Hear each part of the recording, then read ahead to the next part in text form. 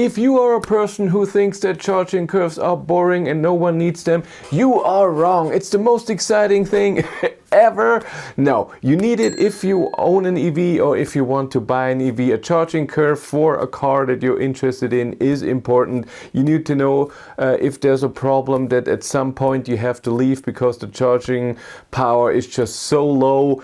And we're gonna do this today with the Skoda Enyaq 85X. It's the all-wheel drive version from the new Skoda Enyaq with the new hardware, new motors and everything. And there's also the Skoda Enyaq RS, which has more power.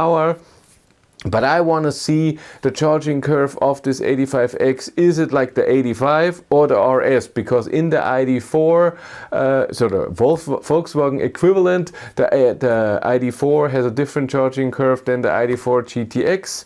And with this, we're going to find out what the 4Motion, so just all-wheel drive, but not as much power, ID4 also will have. So we filmed the charging session at Ionity, 7 or 8% to 90%.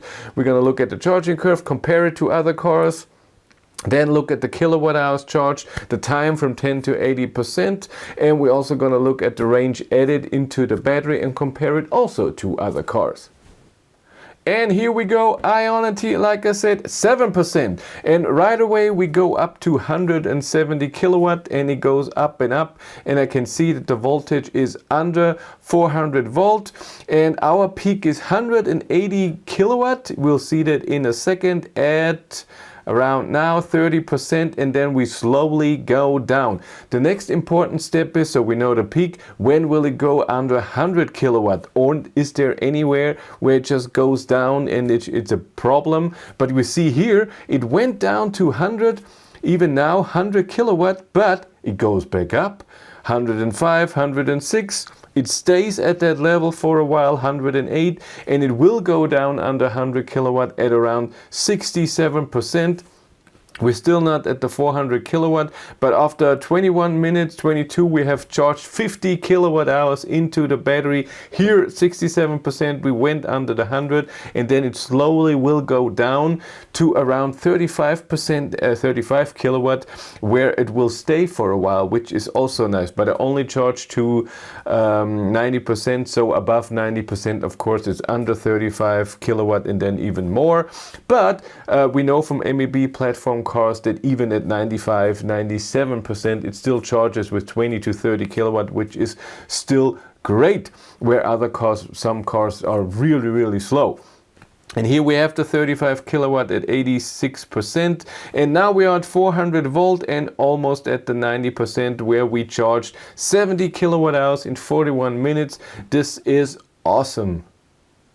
And here we have the charging curve, as you could see in the film as well. It goes up to the 173 kilowatt really fast, and then slowly to the peak of 180, and then a bit down. And then here at 42%, we have it going down from 162 to 110 kilowatt pretty fast, goes even almost to under 100 kilowatt, goes back up and stays pretty at around 100 kilowatt pretty long till here the 67%, then slowly down, and then from 80% it again goes down, and then like we said 35 kilowatt at the end. But the charging curve looks good peak in the bottom. So if you only need 50% of your battery for wherever you want to go in the summer, for example, when you have good consumption and you don't go too far, you can get that in really, really fast. They have done really well. And now it's time for the comparison. We have 5 cars in here. We have in red the Skoda Enyaq 85 that I tested in March, I think. The 85X is in blue. In yellow we have the ID4, which they all have the same battery size, by the way, 77 kilowatt hours or 82 kilowatt hours gross capacity. The ID4 GTX in green, and the ID7 my car, again with the same battery, here in this violet color. And as you can see, and this is amazing, the 85 and the ID4 red and yellow have this almost the same charging curve. And as you can see, this green one could be the red one here in the beginning. It could be coldness of the charger or something, because it was in March or something. but it's pretty much the same charging curve as the ID4.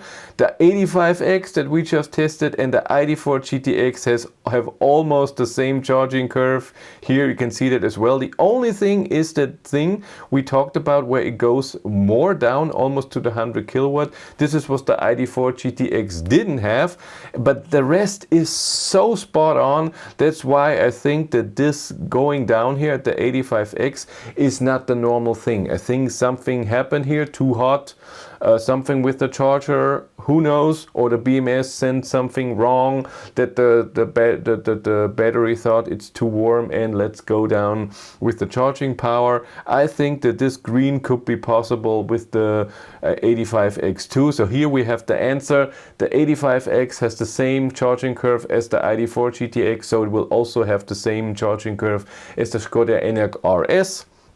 This is awesome. And now as a comparison, I have my ID7 in here because again, it's the same battery, different chemistry, all of them by the way. So the different charging curves have different chemistry, but it's the same style of battery and the same size. And the ID7 is above them all to around here where it goes, where is this?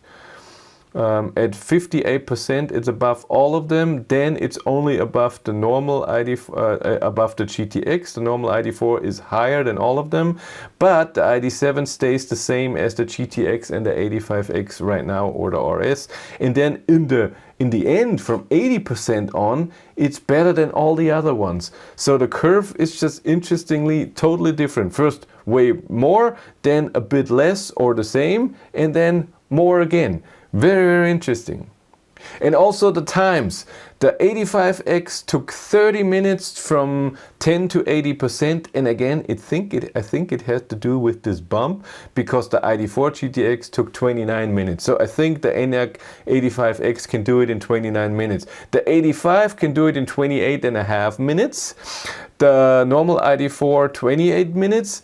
But I think again, this could be, as you could see, it could be not a great start here. So I think 28 minutes is fine. Did I say 85 the whole time? No.